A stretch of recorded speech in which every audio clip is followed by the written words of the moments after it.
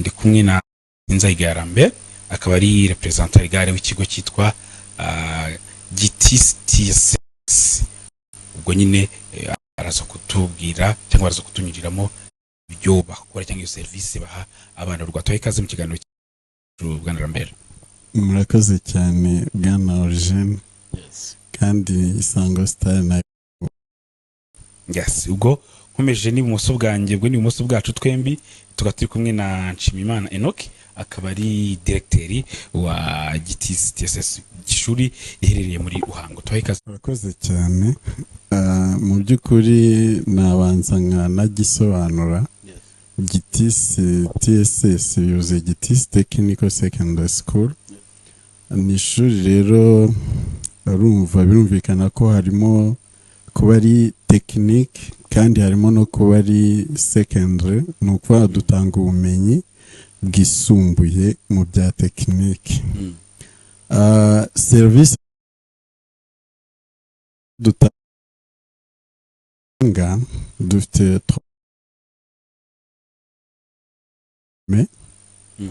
nziza itsinda neza kuko ngubu tuvugana resulta zasohotse nta mwana n'umwe twaratishije, abana bose bakoze mu kigo cyacu baratsinze. Ariko tugira na mashami ya tekinike, tugira tekinike rero nyinshi, ni ikigo gikuru gifite tekinike nyinshi kuko dufite building construction, ubwo ni ibijyanye n'ubwubatsi. Ubwo ni ukuva kuri level 1 tugira abantu biga umwaka umwe, ibiri, bambaye 3. Ni ukuvuga rero tugira level 1, level 3, level 4, level ukora kandi kibasha kugira icyo kimaze ku isoko ry'umurimo. Iwacu rero tutaragera no ku mwana arangiza, natwe tugira iyo session yo gusubirishamo abana babandi ubona ko bari kugenda gake. Hari porogaramu yuko basubiramo bakongera bagasubiramo bakongera bagasubiramo. Ntago ari uguhora umuntu asubiramo, ariko byibuze tukazamura capacité intellectuelle y'uwo mwana batuzaniye akagera ku rwego natwe tubona koko hari ikintu amenye. Umubyeyi buriya yo investisiye mu kwishyura umwana ni long term project. Nubwo umwana atazamusubiza ayo mafaranga, ariko byibuze iyo business yinvestishemo umwana nawe azagira icyo abona. Aje rero kwishura akamara imyaka 3 agasohoka nta kintu azakora, cyaba ari igihombo. Rimwe na rimwe umubyeyi yavuze ko umwana yahawe uburere bubi, ntago yaba abeshye. Niyo rero tugomba gufasha uriya mwana waje utugana badushyize mu biganza, waje ibintu atabizi tukamufasha akabimenya. Niko kazi agomba kubimenya icyo byasaba icyo aricyo cyose. Urakoze cyane ngo tugana no ku musozo.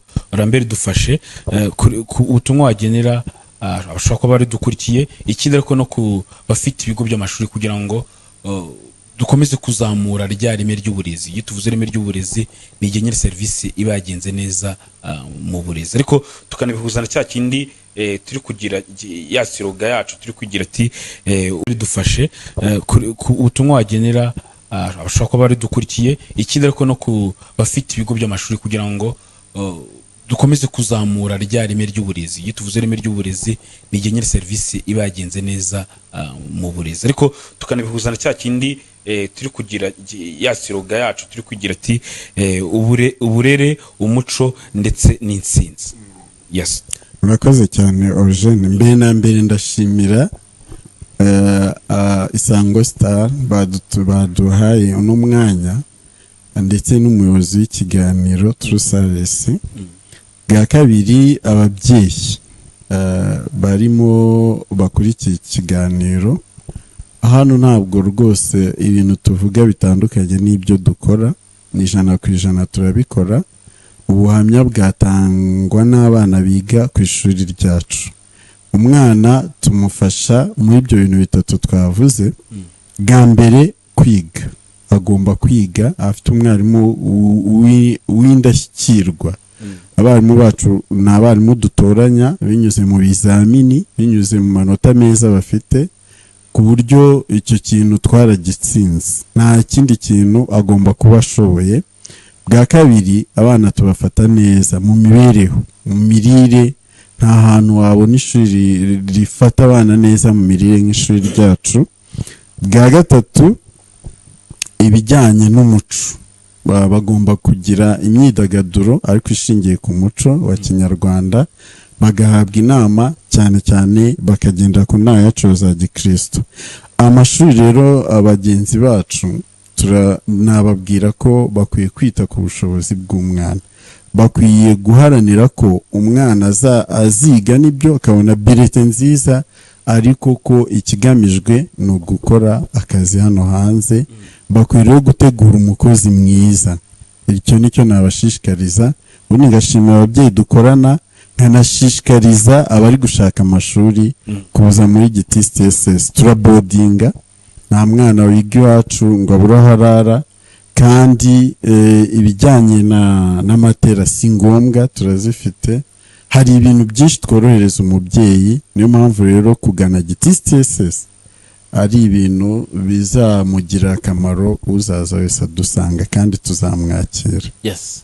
Reka mbashimire cyane bwana, twarakurikiranye turebe ngo ubumenyi dutanga buragenda bugatanga uhe umusaruro muri sosiyete. Uriya munyeshuri akagira umumaro, akagira icyo yimarira cyangwa amarira sosiyete akubituritse ku bumenyi twamuhaye. Atari gusanga umuntu yaraje yiga amashanyarazi ariko ngo asigaye akora wenda muri banki, cyangwa asigaye akora hehe, cyangwa akora mu bindi, niyo ajya mu bindi, ariko se ari gutanga uhe umusaruro bituritse kuri bwa bumenyi. Ngo Enoch adufashe. Arakoze. Tuba dufite uburyo tubikurikirana, kuko nk'uko yabivuze Gitisi TSS imaze igihe ngo hari abana bagiye basoza mu mashami atandukanye. Dufite rero uburyo dukurikirana, kuko tuba dufite aho duhurira nabo, twevariwa koko bagiye hanze bari gukora iki, babayeho bate. Hari ikintu cyabaye ubushize, hari abantu dufite dukorana bafatanya ibikorwa, yanyatse abana bo kumufasha nyine muri business akora mu bijyanye na multimedia. Ngiye ku rubuga rwa multimedia mushatse ndamubura, bose bafite akazi, bafite ahantu bakora. Ibyo bintu wenda uwo muntu ntago namuhaye serivisi, ariko byanyiritse icyo dukora ku ishuri, icyo kimaze hanze hano ku isoko ry'umurimo. Bana bose nasanze buri wese afite ibintu arimo akora kandi bijyanye n'ibyo yize.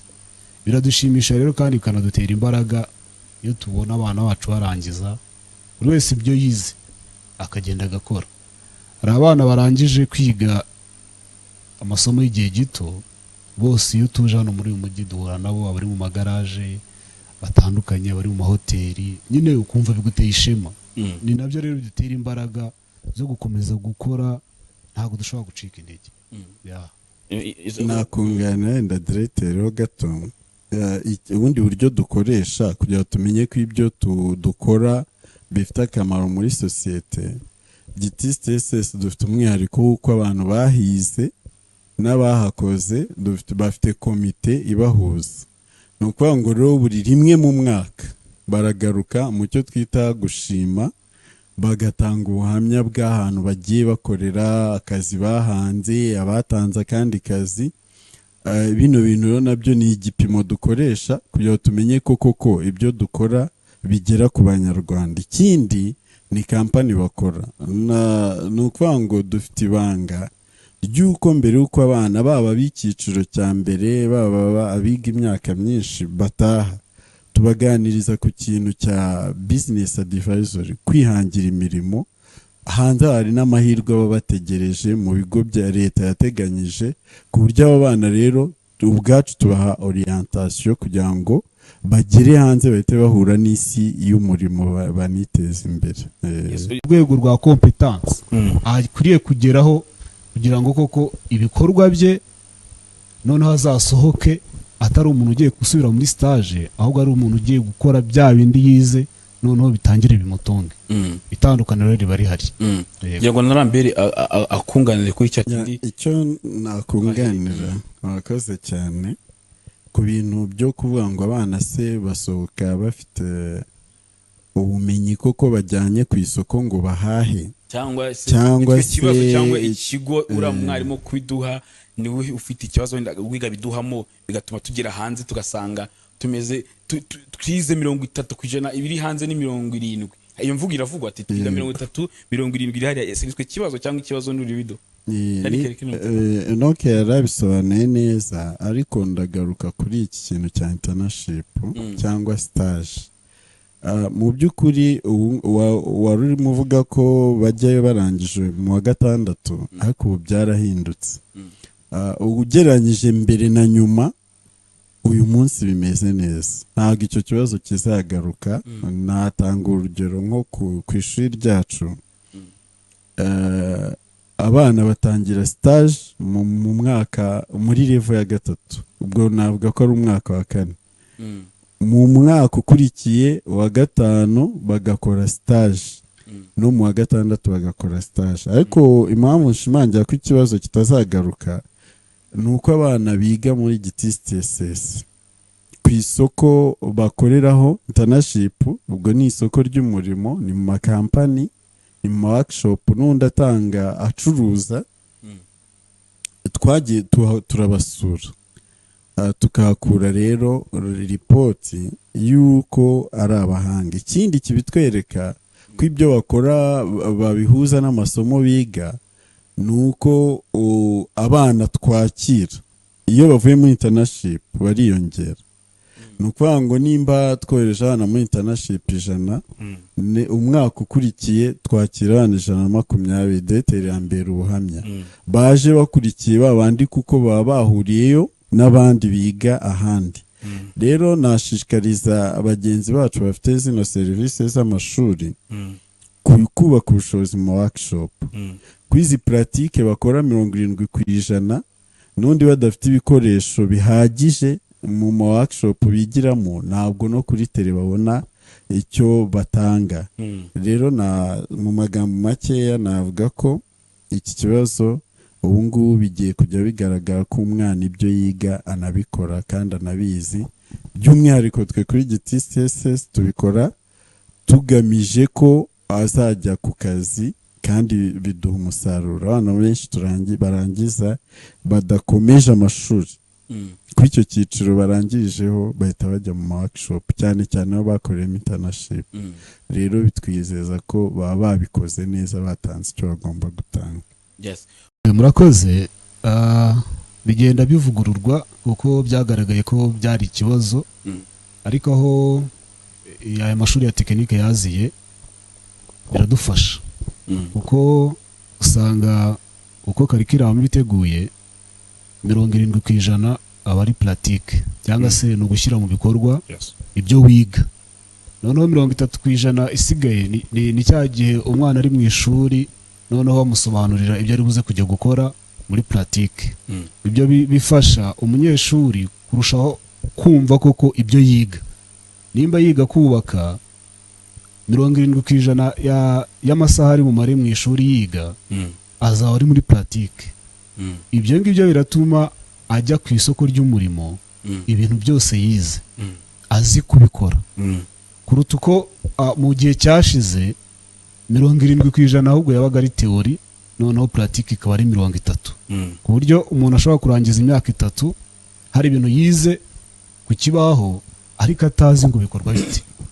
Yarize nimba ari umwubatsi, akabaza amakaro, akabaza isima, akabaza ibikurikirana gute, imfuruka igororotse bifite 90, ariko we atarigeze ajya kuri tere ngo abikore. Ibyo ngibyo rero byagiye bituma nyine abantu barangiza, ariko yajya kuri tere ugasanga ba bantu bahuguye gusa atagiye no mu ishuri aramurusha, bitewe nuko iwe atabonye umwanya wo kubishyira mu bikorwa. Enoke nguciye mu ijambo nakumirizaho, ugize ikintu kiza ati ubumenyi ngiro, kuko barabyiga mu wa mbere akazajya kubishyira mu bikorwa. Turebe hari kibaho wenda abava mu wa 5 bagiye kuri mu 6 bakajya gukora stage, cyangwa mu 6 bakajya gukora stage ngo ni kwimenyereza umwuga. Mubona iyo baje hari itandukaniro riba rihari na mbere batarajyayo, mu gihe bagarutse basubiye ku ishuri ukabona ko wenda ko hari itandukaniro. Aho ngo ni gutatu tuvuge ngo ku isoko ry'umurimo barahageze babona uko bimeze, bitandukanye n'ibyo biga kandi hari mu ishuri. Ubona hari itandukaniro cyangwa usanga biza bikibiza kwa kundi unakomereza? Urakoze. Itandukaniro riba rirahari kuko ku ishuri yari kwiga, mwarimu amujyana muri zo pratique bitandukanye nuko agiye muri kampani, kuko kampani yo iri gukora ariko iri no mu bucuruzi. Noneho abagiye guhuza bwa bumenyi akabuhuza n'ibikenewe ku isoko, ariko biri gucuruzwa, atari ibyo ari gukore ngo bamuhe amanota, agiye gukora noneho ibyo ari bukore bigacuruzwa. Ni nayo mpamvu agira n'indi skills kuri tere yo guhuza ubumenyi afite n'ibikorwa akora, ariko akabihuza n'isoko ry'umurimo. Ibyo bintu biracuruzwa ku kigero kingana iki. Icyo gihe rero uyu mwana yize neza akajya gukora no muri kampani nziza, agaruka nyine ubona yahindutse, afite n'imyumvire itandukanye na yindi yari afite mu ishuri. Afite noneho abona ko hari urwego rwa competence akwiriye kugeraho kugira ngo koko ibikorwa bye noneho azasohoke atari umuntu ugiye gusubira muri stage, ahubwo ari umuntu ugiye gukora bya bindi yize, noneho bitangire bimutunge. Itandukaniro rero riba rihari. Yego na Lambert akunganire kuri cya kindi. Icyo nakunganira, murakoze cyane ku bintu byo kuvuga ngo abana se basohoka level 4 level 5. Ubwo ni ukuvuga ngo level 5 muri levels TVET biga, ubwo ni abasoza umwaka w'amashuri yisumbuye. Izi level zose, izi trade zose ngiye kuvuga rero dufite ayo marevel yose: building construction, electrical technology, multimedia production, automobile technology, food and beverage operations, tukagira software development, tukagira computer system and architecture. Izo zose ni level dufite, kandi zigiye zishamikiyeho n'amashort course.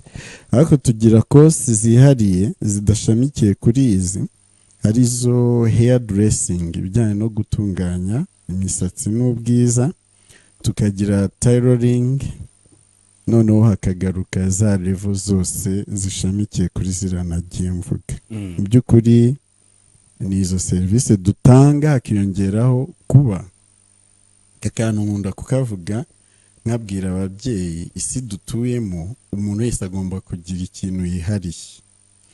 Kuri izi serivisi rero twihariye ikintu bita k'umwana wese kuva muri tronkome kugeza kuri izo level zose tumwigisha amategeko y'umuhanda bitari mu giciro cy'ibyo yishyuye. Ikindi twigisha ibinyabiziga, ariko umuntu yishyuye make cyane ku mafaranga yishyuye kuri Minerval, yongeraho amafaranga twifashisha tugura essence kugira ngo umwana atahane permis. Ukuba winjiye muri GTS TSS hejuru y'ubumenyi abana biga, usanga bose bafite twa provisoire mu mufuka, ariko kandi hari n'abafite za kategori A na B nizo twigisha. Ibi byongeraho ko dutoza abana uburere bwiza bwo kubaha Imana, tubigisha gusenga, tunabigisha ko ubuzima budashingiye ku bumenyi gusa, ahubwo ko bwuzura iyo n'umuntu afite imyizerere ya gikristo n'indangagaciro. Urakoze cyane Lambert, gira ngo Enoka dufashe nk'umuyobozi w'ikigo. Hari abandi badirecteur batandukanye mu bigo n'ibigo bitandukanye, ariko tuvuze ngo uburezi bufite ireme, ubwo tubihuza na ya service natwe tuvuga umunsi ku munsi, tuvuga ngo service inoze. Ibi ngibi bisobanuye iki kuri mwebwe? Bisobanuye iki kugira cyangwa uko byagashyizwe mu bikorwa? Ariko tunabihuza bisobanuye iki, cyabishatse kuvuga iki? Okay, murakoze. Uburezi bufite ireme bivuze uburezi buri kuri standard. Tubihuza na service tubihuza na service dutanga. Iyo twigisha muri technical secondary school tuba dufite standard buri muntu wese agomba kugeraho. Dukoresha terime yitwa competence. Tuba tuzamura umwana kugira agere kuri competence ku buryo agera ku isoko ry'umurimo, umuntu wese wakenera umuntu yakoresha akaba ari uwo mwana ari bukoresha. Icyo gihe rero uwo mwana uri kuri urwo rwego aba yahawe uburezi bufite ireme.